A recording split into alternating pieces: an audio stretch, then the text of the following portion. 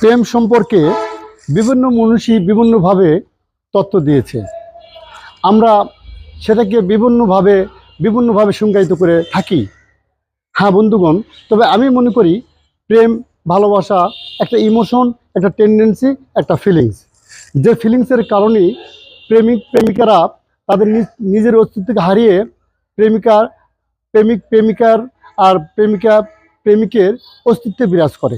এই জন্য মনে হয় 24 ঘন্টায় তার মেমোরিতে শুধু একটাই জিকির ফিকির আর ভাবনা, সেটা হচ্ছে তার প্রেমিকা বা প্রেমিক।